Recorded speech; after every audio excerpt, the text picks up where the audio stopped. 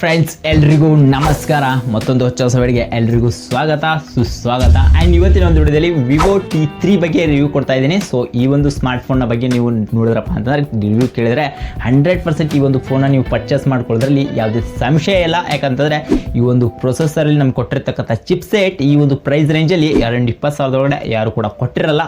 In case ಕೊಟ್ಟಿದ್ರೆ ಇದೇ chipset ಆಗಿರುತ್ತೆ ಬಿಟ್ಟರೆ ಮತ್ತೆ ಯಾವುದೇ ರೀತಿ ಚಿಪ್ಸೆಟ್ನ ಇವರು ಕೂಡ ಯೂಸ್ ಮಾಡಿರಲ್ಲ ಅಂತ ನನಗೆ ಹೇಳ್ತಾ ಇದ್ದೀನಿ. ಸೊ ಯಾಕಂದರೆ ಈ ಒಂದು ಪ್ರೈಸಲ್ಲಿ ಈ ಒಂದು ಫೋನ್ನ ನೀವೇನಾದರೂ ಪರ್ಚೇಸ್ ಮಾಡಿದ್ರಪ್ಪ ಅಂದರೆ ಇದು ಕೂಡ ಬೆಸ್ಟ್ ಆಪ್ಷನ್ ಆಗುತ್ತೆ. 20,000 ಒಳಗಡೆ ನೀವೇನಾದರೂ ಫೋನ್ನ ತೊಗೋಬೇಕು ಒಂದು 20,000 ಒಳಗಡೆ ಅಂತಂದರೆ iPhone Z9 ಬಿಟ್ಟರೆ ವಿವೋ T3 ಫೋನ್ನ ಪರ್ಚೇಸ್ ಮಾಡ್ಕೊಳ್ಳಿ. ಸೊ ಇದೊಂದು one of the best phone ಅಂತ ಹೇಳ್ತಾ ಇದ್ದೀನಿ ಈ ಒಂದು ಬಜೆಟ್ ಕ್ಯಾಟಗಿರಿಯಲ್ಲಿ. ಸೊ ಈ ಒಂದು ಫೋನ್ನ ನಿಮಗೆ 2 ವೇರಿಯಂಟಲ್ಲಿ ಅವೈಲೇಬಲ್ ಇರುತ್ತೆ. 8 to 128GB ಮತ್ತು 8 to 256GBಯಲ್ಲಿ ಅವೈಲೇಬಲ್ ಇರುತ್ತೆ. ಇನ್ನು 2 ಕಲರ್ ವೇರಿಯಂಟಲ್ಲಿ ಬರುತ್ತೆ. ನಮಗೆ ಫಸ್ಟ್ ಬಂದ್ಬಿಟ್ಟು ಕಾಸ್ಮಿಕ್ ಬ್ಲೂ ಮತ್ತು ಇನ್ನೊಂದು ಕ್ರಿಸ್ಟಲ್ ಫ್ಲಿಕ್ ಅಂತಂದ್ಬಿಟ್ಟು. ಸೊ ಈ 2 ಕಲರಲ್ಲಿ ನಮಗೆ ಫೋನ್ ಅವೈಲೇಬಲ್ ಇರುತ್ತೆ. ಫೋನ್ನ ಲುಕ್ ಡಿಸೈನ್ ಬಗ್ಗೆ ಮಾತಾಡ್ಕೋಬೇಕಪ್ಪ ಅಂತಂದರೆ ಈ ಫ್ರಂಟಲ್ಲಿ ನೋಡ್ಕೊಂಡಾಗ ನಾವು ಪಂಚ್ ಹೋಲ್ ಡಿಸ್ಪ್ಲೇ ನೋಡೋಕೆ ಸಿಗ್ತಾ ಇದೆ ಮತ್ತು ಅದೇ ಕೂಡ ಗೋರಿಲ್ಲಾ 5 ಒಂದು ಪ್ರೊಟೆಕ್ಷನ್ ಸಹ ನಾವು ಈ ಒಂದು ಡಿಸ್ಪ್ಲೇಲಿ ನೋಡ್ಕೋಬಹುದು. ಇನ್ನು ಬ್ಯಾಕ್ ಸೈಡಲ್ಲಿ ಅದೇ ಟ್ರಿಪಲ್ ಕ್ಯಾಮ್ರಾ ಸೆಟಪ್ ನಮಗೆ ನೋಡೋಕೆ ಹಂಗೆ ಅನಿಸುತ್ತೆ. ಬಟ್ ಒಂದು ಫ್ಲಿಪ್ ಕ್ಯಾಮ್ರಾ ಅಂತಂದ್ಬಿಟ್ಟು ಕೊಟ್ಟವ್ರೆ. ಸೊ ಮಾಡೋಕ್ಕೆ ಕೆಲಸ ಇಲ್ಲ. ಬಟ್ ನಮ್ಗೆ ಇಲ್ಲಿ 2 ಕ್ಯಾಮ್ರಾ ಮಾತ್ರ ಕೊಟ್ಟವ್ರೆ ಅಂತ ಹೇಳ್ಬೋದು. ಇನ್ನು ಬಾಟಮಿಗೆ ಬಂದ್ರಪ್ಪ ಅಂತಂದರೆ ನಮಗೆ ಇಲ್ಲಿ ಒಂದು ಸ್ಪೀಕರ್ ಮತ್ತು ಒಂದು ಮೈಕ್ ಮತ್ತು ಒಂದು ಸಿಮ್ ಟ್ರೇ ನೋಡ್ತಾ ಇದ್ದೀವಿ. ಅಷ್ಟಲ್ಲದೆ ಮತ್ತೊಂದು Type-C ಚಾರ್ಜರ್ ಸಹ ನಾವಿಲ್ಲಿ ನೋಡ್ಕೋಬೋದು. ಇನ್ನು ಬಾಟಮಲ್ಲಿ ಯಾವುದೇ ರೀತಿ ಫೋರ್ಟ್ಸ್ಗಳು ಕೊಟ್ಟಿಲ್ಲ. ಇಲ್ಲಿ ನಾಯ್ಸ್ ಕ್ಯಾಲ್ಕುಲೇಷನ್ಗೋಸ್ಕರ ಅಂತ ಒಂದೇ ಒಂದು ಫೋರ್ಟ್ ಕೊಟ್ಟಿದ್ದಾರೆ. ಬಟ್ ಯಾವುದೇ ರೀತಿ ಫೋರ್ಟ್ಸ್ಗಳಿಲ್ಲ. ಇನ್ನು ರೈಟ್ ಸೈಡಿಗೆ ಬಂದ್ರಪ್ಪ ಅಂತ ವ್ಯಾಲ್ಯೂಮೇಕರ್ ಕೀಸ್ ಮತ್ತು ಪವರ್ ಆನ್ ಬಟನ್ ಸಹ ನಾವು ನೋಡ್ಕೋಬೋದು. ಲೆಫ್ಟ್ ಸೈಡಲ್ಲಂತೂ ಯಾವುದೇ ಏನಿಲ್ಲ, ಫ್ಲ್ಯಾಟ್ ಆಗಿದೆ. ಸೊ ಇದರಿಂದಾಗಿ ನಮಗೆ ಈ ಒಂದು ಫೋನ್ ಲುಕ್ ಡಿಸೈನ್ ಮಾತ್ರ ಲುಕ್ ನೆಕ್ಸ್ಟ್ ಲೆವೆಲ್ ಅಂತ ಅನ್ಬೋದು. ಮತ್ತು ಈ ಕಾಸ್ಮಿಕ್ ಬ್ಲೂ ಏನು ಕಾಣ್ತಾ ಇದೆ. ಸೊ ಈ ಒಂದು ಫೋನ್ ಮಾತ್ರ ನಮಗೆ ನಿಜವಾಗ್ಲೂ ನೆಕ್ಸ್ಟ್ ಲೆವೆಲ್ ಡಿಸೈನ್ ಟೆಕ್ಸ್ಚರ್ ಮಾಡಿದ್ದಾರೆ ಅಂತ ಹೇಳ್ಬೋದು ಬ್ಯಾಕ್ ಸೈಡಲ್ಲಿ. ಬಟ್ ನೋಡೋಕ್ಕೆ ನಮಗೆ ಗ್ಲಾಸ್ ಫಿನಿಶಿಂಗ್ ಕಾಣುತ್ತೆ. ಬಟ್ ಇದೊಂದು ಗ್ಲಾಸ್ ಅಲ್ಲ, ಇಲ್ಲಿ ಪ್ಲಾಸ್ಟಿಕ್ ಬಾಡಿ ಇರುತ್ತೆ. ಸೊ ಅದನ್ನು ನಾವು ಫಸ್ಟ್ ಅರ್ಥ ಮಾಡ್ಕೋಬೇಕಾಗುತ್ತೆ. ಸೊ ಥಿಕ್ನೆಸ್ ಬಂದ್ಬಿಟ್ಟು 7.83 mm ಥಿಕ್ನೆಸ್ ಇರುತ್ತೆ. ಈ ಒಂದು ಫೋನ ವೇಟ್ ಬಂದ್ಬಿಟ್ಟು 185 ಗ್ರಾಮ್ನ ಈ ಒಂದು ಫೋನ್ ವೇಟ್ನ ಒಳಗೊಂಡು ಬಂದಿದೆ ಅಂತ ಹೇಳ್ಬೋದು. ಈ ಒಂದು ಫೋನ ಪರ್ಫಾರ್ಮೆನ್ಸ್ ನಮಗೆ MediaTek Dimensity 7200 ಪ್ರೊಸೆಸರ್ ನೋಡ್ತಾ ಇದೀವಿ. ಈ ಒಂದು ಪ್ರೊಸೆಸರ್ ಏನಿದೆ ಈ ಬಜೆಟ್ ಕ್ಯಾಟಗರಿಯಲ್ಲಿ ಈ ಒಂದು ಫೋನ್ಗೆ ಫಸ್ಟ್ ಟೈಮ್ ಕೊಟ್ಟಿದ್ದಾರೆ ಅಂತ ಹೇಳ್ಬೋದು. ಕೊಟ್ಟಿದ್ದಾರೆ ಅನ್ನೋದಕ್ಕಿಂತ ಒಂದು ಒಳ್ಳೆ ಪ್ರೊಸೆಸರ್ ಅಂತಲೇ ಹೇಳ್ಬೋದು, ಪವರ್ಫುಲ್ ಪ್ರೊಸೆಸರ್ ಅಂತಲೇ ಕರಿಬಹುದು. ಇನ್ ಕೇಸ್ ಯಾರಾದರೂ ಕೊಡ್ತಾ ಇದ್ದಾರೆ ಅಂತಂದರೆ ಅದೇ ಅವರು ಕೂಡ ಇದೇ ಪ್ರೊಸೆಸರ್ನ ಯೂಸ್ ಮಾಡಿದ್ದಾರೆ ಬಿಟ್ಟರೆ ಇನ್ನು ಯಾವುದೇ ರೀತಿ ಇದಕ್ಕಿಂತ ಒಳ್ಳೆ ಪ್ರೊಸೆಸರ್ ಯೂಸ್ ಮಾಡೋಕ್ಕೆ ಸಾಧ್ಯ ಇಲ್ಲ ಅಂತ ಅನ್ಕೊತೀನಿ. ವಿವೋ T3 ಬಿಟ್ಟರೆ iQOO Z9 ನೀವು ಏನಾದರೂ ಪರ್ಚೇಸ್ ಮಾಡ್ಕೊಳಿದ್ರೆ ಈ 2 ವೇರಿಯಂಟಲ್ಲಿ ನೀವು 2 ಸೇಮ್ ಸಿಮಿಲರ್, ಯಾವುದೇ ರೀತಿ ಚೇಂಜಸ್ ಇಲ್ಲ, 2 ಸೇಮ್ ಇದೆ. ಯಾವುದೇ ರೀತಿ ಯಾವುದೇ ಏನೋ ಆಪ್ಷನ್ ಚೇಂಜೇ ಇಲ್ಲ. ಇದರಲ್ಲಿ ಸಿಕ್ಕಾಪುಟ್ಟ ಸಿಮಿಲರ್ ಬಿಟ್ಟರೆ ಯಾವುದೇ ರೀತಿ ಚೇಂಜಸ್ಗಳು ಈ ಒಂದು ಫೋನಲ್ಲಿ ನಾವು ಕಾಣ್ತಾ ಇಲ್ಲ. ಸೊ ಈ ಒಂದು ಫೋನ್ನ ನಮಗೆ ಇಲ್ಲಿ ಅಂತಂತೂ ಸ್ಕೋರ್ನ ಚೆಕ್ ಮಾಡ್ಕೊಂಡಾಗೆ 7 ಲಕ್ಷ ನಾವು ಈ ಒಂದು ಸ್ಕೋರ್ ನೋಡ್ತಾ ಇದ್ದೀವಿ. ಇದು ಕೂಡ ಒಂದು ಬೆಸ್ಟ್ ಸ್ಕೋರ್ ಅಂತಲೇ ಕೂಡ ಕರಿಬೋದು. ಯಾಕಂದರೆ ಎಷ್ಟೋ 30,000 40,000 ನಾವು ನೋಡ್ಕೊಂಡಾಗ ಈ 7 ಲಕ್ಷನೇ ಸ್ಕೋರ್ ನಾವು ಕಾಣ್ತಿರಲ್ಲ. ಬಟ್ ಈ ಒಂದು ಫೋನಲ್ಲಿ ನಾವು 7 ಲಕ್ಷ ಅಂತಂತೂ ಸ್ಕೋರ್ ನೋಡ್ತಾ ಇದ್ದೀವಿ. ಸೊ ಒಂದು ಆಫ್ ದ ಬೆಸ್ಟ್ ಸ್ಕೋರ್ ಅಂತ ಕೂಡ ಕರಿಬಹುದು. ಆ್ಯಂಡ್ ಈ ಫೋನ್ನ ಬಗ್ಗೆ ಡಿಸ್ಪ್ಲೇ ಬಗ್ಗೆ ಅಂತೂ ನಾವು ಮಾತಾಡ್ಕೊಳ್ಳೇಬೇಕು. ನೆಕ್ಸ್ಟ್ ಲೆವೆಲ್ ಡಿಸ್ಪ್ಲೇ ಅಂತ ಹೇಳ್ಬೋದು. 6.67 ಇಂಚಸ್ನ ಆಮೇಲೆ ಡಿಸ್ಪ್ಲೇ ಕೊಡ್ತಿದ್ದಾರೆ. ಅದು ಕೂಡ 120 Hz ರಿಫ್ರೆಶ್ ರೇಟ್ಸ್ ಕೂಡ ಸಪೋರ್ಟ್ ಮಾಡುತ್ತೆ. ಕಲರ್ ಅಕ್ಯುರೇಷನ್ ಆಗಿರ್ಬೋದು, ಪ್ರತಿಯೊಂದು ಕೂಡ ಡಿಸ್ಪ್ಲೇ ಇಲ್ಲಿ ಬಂದುಬಿಟ್ರೆ ನಮಗೆ ಯಾವುದೇ ರೀತಿ ಕಾಂಪ್ರಮೈಸ್ ಇಲ್ಲ. ಡಿಸ್ಪ್ಲೇ ಮಾತ್ರ ನಂಬರ್ 1 ಡಿಸ್ಪ್ಲೇ ಅಂತ ಹೇಳ್ಬೋದು.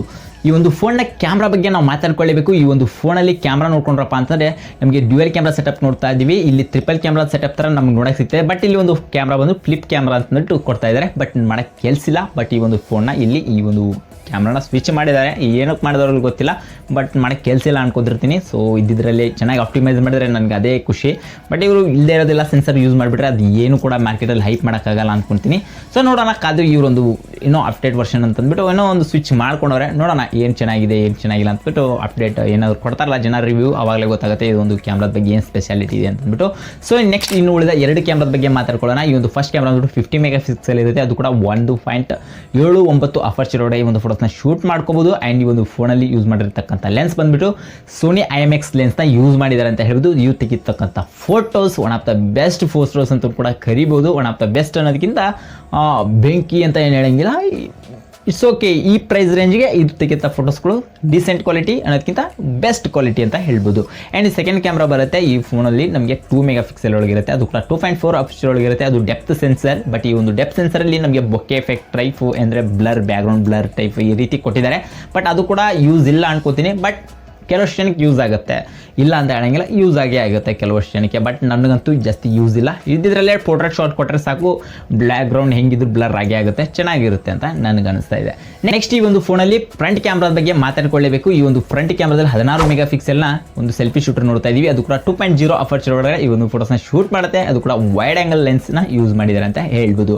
ಆ್ಯಂಡ್ ಈ ಒಂದು ಫೋನಲ್ಲಿ ವಿಡಿಯೋಗ್ರಫಿ ಅಂತೂ ನಾವು ಮಾತಾಡ್ಕೊಳ್ಳೇಬೇಕು. ಬ್ಯಾಕು ಮತ್ತು ಫ್ರಂಟಲ್ಲಿ ನೋಡ್ಕೊಂಡಾಗ ಬ್ಯಾಕ್ ಕ್ಯಾಮ್ರಾದಲ್ಲಿ ನಿಮಗೆ 4Kನ 30 FPS ಮತ್ತು ಫುಲ್ HD ಕೂಡ 30 FPS ಒಳಗೆ ರೆಕಾರ್ಡ್ ಮಾಡ್ಕೋಬೋದು. ಇನ್ನು ಫ್ರಂಟ್ ಸೈಡಲ್ಲಿ ಕೂಡ ಅಷ್ಟೇ 30 FPS ಒಳಗೆ ನಾವು ವೀಡಿಯೋನ ರೆಕಾರ್ಡ್ ಮಾಡ್ಕೋಬೋದು. ಎರಡು ಕ್ಯಾಮ್ರಾದಲ್ಲಿ ಕೂಡ ಸೇಮ್ ಏನು ಕೂಡ ಚೇಂಜಸ್ ಮಾಡಿಲ್ಲ ಮತ್ತು ಜಾಸ್ತಿ ಡಿಫ್ರೆನ್ಸ್ಗಳು ಇಲ್ಲ. iQOO Z9 ಅಲ್ಲಿ ಕೂಡ ಇದೇ ಸೇಮ್ ಇದೆ. ಸೊ ಎರಡು ಫೋನ್ ಸೇಮ್ ಅಂತಲೇ ಹೇಳ್ಬೋದು. ಸ್ವಲ್ಪ ಮಾತ್ರಕ್ಕೆ ಸ್ವಲ್ಪ ಚೇಂಜಸ್ ಮಾಡಿದ್ದಾರೆ ಅಂತ ಹೇಳ್ಬೋದು ಅಷ್ಟೇ, ಬಿಟ್ಟರೆ ಮತ್ತೆ ಇನ್ನೇನು ಕೂಡ ಚೇಂಜಸ್ ಇಲ್ಲಿ ಫೋನಲ್ಲಿ ನಾವು ನೋಡ್ತಾ ಇಲ್ಲ. ಇನ್ನು ರ್ಯಾಮ್ ಮತ್ತು ಸ್ಟೋರೇಜ್ ಬಗ್ಗೆ ಮಾತಾಡ್ಕೊಳ್ಳೇಬೇಕು. ನಾನು ಆಗಲೇ ಹೇಳಿದೆ 8 to 128 GB ಮತ್ತು 8 to 256 GB ಎರಡು ವೇರಿಯಂಟಾಗಿ ಈ ಒಂದು ಫೋನಲ್ಲಿ ನಮಗೆ ಲಾಂಚ್ ಮಾಡ್ತಾ ಇದ್ದಾರೆ ಅಂತ ಹೇಳ್ಬೋದು. LPDDR4X ರ್ಯಾಮ್ ಮತ್ತು UFS 2.2 ಸ್ಟೋರೇಜ್ನ ಈ ಒಂದು ಫೋನಲ್ಲಿ ನೋಡ್ತಾ ಇದೀವಿ.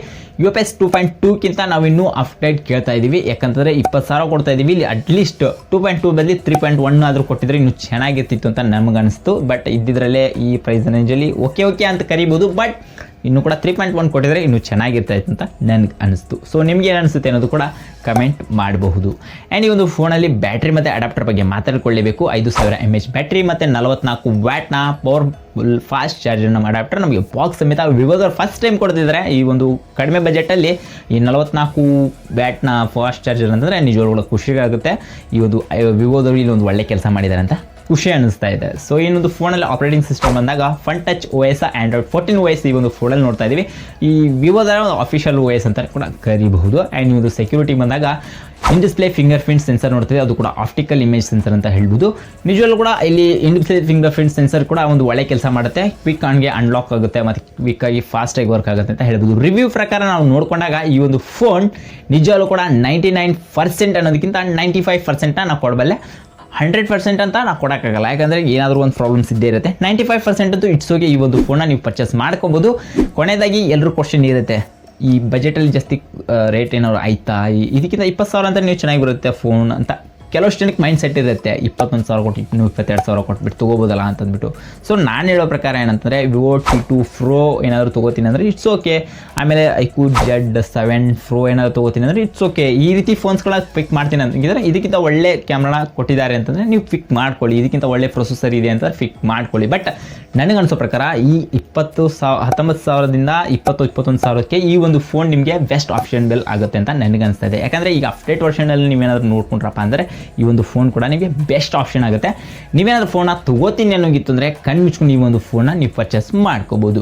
ಸೊ ಇಷ್ಟಾಗಿತ್ತು ಇವತ್ತಿನ ವಿಡಿಯೋ. ನಿಮಗೆ ಈ ಒಂದು ರಿವ್ಯೂ ಕೇಳಿ ಏನು ಅನಿಸ್ತು ಅನ್ನೋದು ಕೂಡ ಕಮೆಂಟ್ ಮಾಡಿ. ವಿಡಿಯೋ ಇಷ್ಟಾಗಿತ್ತು ಅಂದರೆ ಲೈಕ್ ಮಾಡಿ, ಶೇರ್ ಮಾಡಿ. ನಾನು ಆವಾಗಲೇ ಹೇಳಿದೆ ನಮ್ಮ ಚಾನಲ್ಗೆ ಇನ್ನೂ ಸಬ್ಸ್ಕ್ರೈಬ್ ಮಾಡ್ಕೊಂಡಿಲ್ಲ, ದಯವಿಟ್ಟು ನಿಮ್ಮ ಸಪೋರ್ಟ್ ನಮಗೆ ತುಂಬ ಇಂಪಾರ್ಟೆಂಟ್ ಇರುತ್ತೆ. ದಯವಿಟ್ಟು ನಮ್ಮ ಒಂದು ಚಾನಲ್ಗೆ ಸಬ್ಸ್ಕ್ರೈಬ್ ಮಾಡಿಕೊಂಡ್ರೆ ಮತ್ತೆ ಸಿಗೋಣ ಮುಂದಿನ ವಿಡಿಯೋದಲ್ಲಿ. ಇದೇ ರೀತಿ ಚೆನ್ನಾಗಿರೋ ವಿಡಿಯೋ ತೊಗೊಂಡು ಬರ್ತಾ ಇರ್ತೀನಿ. ಒಳ್ಳೆ ಮೊಬೈಲ್ಸ್ ಬಗ್ಗೆ ರಿವ್ಯೂ ಕೊಡ್ತಿರ್ತೀನಂತೆ. ಸಿಗೋಣ ಮುಂದಿನ ವಿಡಿಯೋದಲ್ಲಿ. See you in the next one. ನಮಸ್ಕಾರ.